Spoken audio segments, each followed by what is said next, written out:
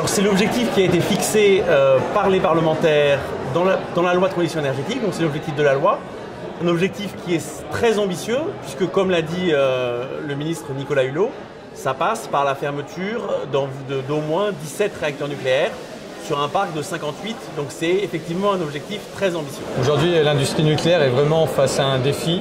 On n'utilise plus beaucoup de réacteurs nucléaires dans le monde, on a des coûts de plus en plus élevés et on a vraiment des contraintes sur la sûreté et la sécurité qui sont très importantes. Donc nous, dans le scénario Négawatt, on pense vraiment que l'industrie nucléaire n'est pas à même de répondre aux défis du changement climatique et surtout qu'elle a beaucoup trop de risques. Donc on montre dans le scénario qu'avec une décroissance, une baisse de la consommation d'énergie, on peut se passer d'énergie nucléaire, bien sûr. Et par exemple, dans le scénario, on décide donc que chaque centrale doit s'arrêter après 40 ans de durée de vie. Grosso modo, le parc aujourd'hui est à 30 ans. Donc on arrive à 10 ans, d'ici 10 ans, vers un mur finalement de fermeture de centrales à faire. Et donc en faisant ces fermetures progressives, dans le scénario Négawatt, on ferme tout le parc nucléaire en 2035. Voilà, donc atteindre les 50%, c'est largement faisable, mais ça demande beaucoup d'efforts politiques et un bon accompagnement social de l'industrie. J'ai une bonne nouvelle par rapport à ceci, c'est qu'en fait, on y est déjà arrivé. Cet été, quand les énergies renouvelables étaient très actives, le solaire, l'éolien, la biomasse, on était dans ces ordres de grandeur-là, et donc en France, on peut le faire. Et on peut le faire très rapidement, peut-être en 2025, peut-être avant. La réduction sera compensée d'une part par la réduction de la consommation d'électricité, qui est un objectif qui est conforme à l'efficacité énergétique qu'on demande dans tous les usages, donc l'électricité. Et pour le remplacement du nucléaire par les renouvelables, je pense que ça ne doit pas poser de problème majeur. Alors oui, la réponse est complètement oui. Dans le scénario Négawatt, effectivement, non seulement on montre qu'on peut se passer de l'énergie nucléaire, mais qu'on peut se passer également des énergies fossiles. C'est très important parce que le transport aujourd'hui, c'est quasiment que du pétrole. Les énergies renouvelables, petit à petit, peuvent vraiment prendre le relais, à la fois, et c'est très important, pour la production d'électricité, mais également pour la production de chaleur, puisque c'est quand même la moitié de notre consommation d'énergie en France aujourd'hui, et pour la mobilité aussi, pour le déplacement, puisque nos véhicules essence et diesel, aujourd'hui, le gouvernement a annoncé la fin de ces véhicules pour 2040, on doit les remplacer progressivement à la fois par des véhicules électriques, plutôt en zone urbaine et périurbaine, et par des véhicules gaz, qui eux vont servir plutôt pour les grandes distances, et puis le transport de marchandises. Mais voilà, que ce soit électricité, chaleur ou mobilité, on a les ressources en France pour pouvoir faire du 100% énergie renouvelable. Il y a deux choses qui vont permettre en fait de changer le mix énergétique en France et de passer de cette civilisation du fossile avec le nucléaire et le pétrole vers une civilisation des renouvelables. C'est de travailler sur l'efficacité énergétique et donc de consommer moins pour le même service parce qu'il y aura de l'innovation et du progrès. Et c'est de se mettre à penser en 4 dimensions. De penser décarboné bien sûr parce que l'accord de Paris est passé par là, de penser diversifié, de penser déconcentré et de penser démocratique.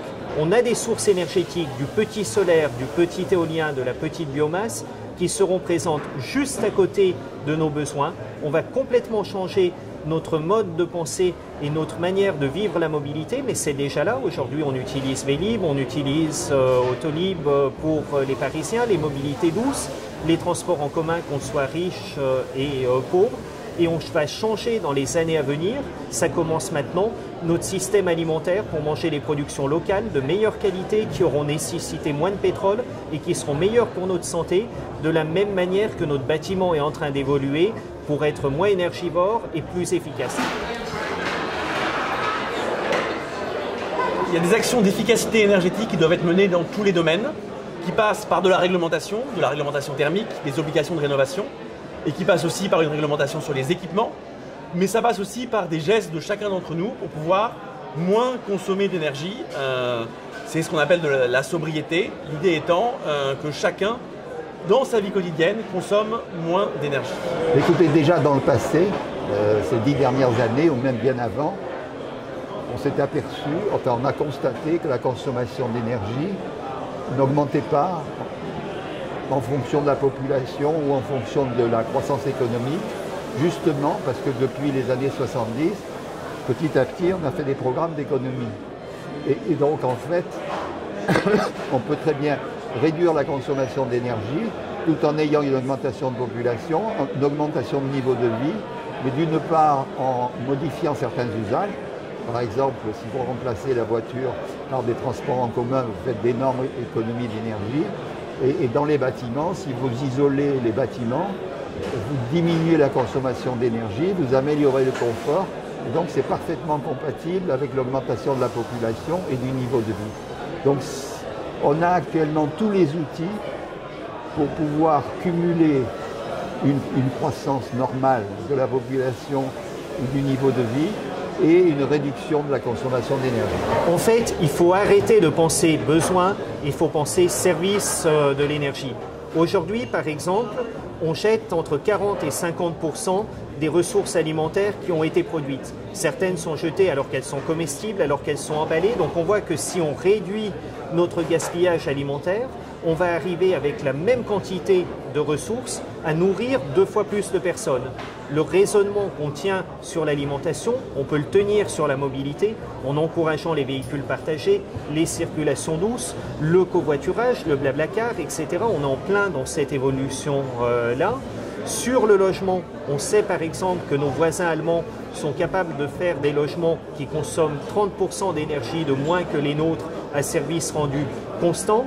Donc on n'a pas d'inquiétude à avoir en raisonnant besoin, mais plutôt de se dire quel est le service énergétique qui m'est vraiment utile par rapport à moi, humain, pour agir, et comment est-ce que je fais au mieux en innovant pour utiliser les ressources existantes aujourd'hui. Et ça, on sait le faire. On peut réduire la consommation d'énergie en France, et malheureusement plus qu'on peut, il faut réduire cette consommation. C'est le seul moyen d'arriver non seulement à se passer des fossiles et du nucléaire, et de passer aux 100% renouvelables. Sans ça, l'avenir est assez incertain. Mais nous, on y croit beaucoup à Negawatt parce qu'on a montré que techniquement, c'était entièrement faisable.